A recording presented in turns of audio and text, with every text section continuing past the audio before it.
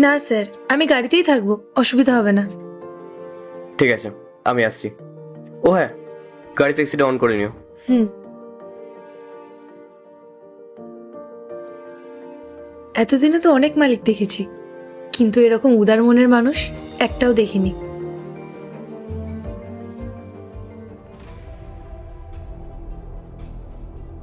দাও গাড়ির চাবিটা দাও।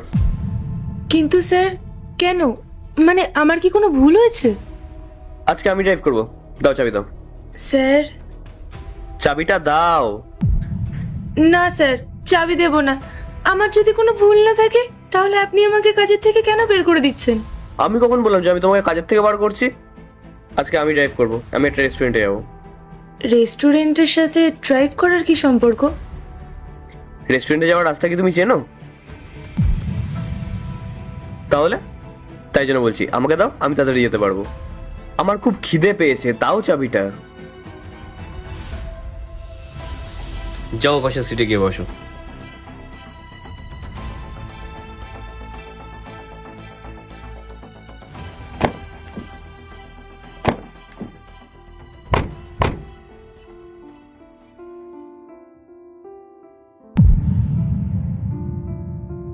এ বাবা, এবার কি হবে? কি হলো স্যার? রেস্টুরেন্টটা বন্ধ। তাহলে আপনি অন্য কোনো জায়গা থেকে খেয়ে নিন। এই রেস্টুরেন্টের খাবারে মায়ের হাতের মতন টেস্ট পাওয়া যায়, তাই জন্য যেদিনকে আমি না খেয়ে আসি সেদিনকে আমি এই রেস্টুরেন্ট থেকে খাই। কিন্তু আজকে তো এটা বন্ধ, আর কি করা যাবে, খালি পেটেই থাকতে হবে।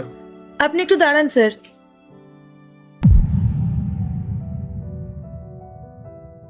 স্যার, এটা আপনি খেয়ে নিন। এটা কি? এটাই আমার টিফিন আছে। কিন্তু তোমার টিফিন আমি কেন খাবো? টিফিনটা কার সেটা দেখে তো কোনো লাভ নেই, যার খিদে পেয়েছে তারই খাওয়া উচিত। আমি তোমার খাবার খেয়ে নিলে তুমি কি খাবে? আমি তো যেখান সেখান থেকে খেয়ে নিতে পারবো, কিন্তু আপনি তো বাড়ির রান্না বা এই হোটেলটা থেকে খান, কিন্তু এটা তো বন্ধ। নিন, আপনি এটা খেয়ে নিন। শিওর? স্যার, আপনি সব ব্যাপারে এত খুঁটিনাটি কেন জিজ্ঞেস করেন বলুন তো? আসলে বিজনেসম্যান তো, তাই সব বিষয়ে মাথা খাটাতে হয়।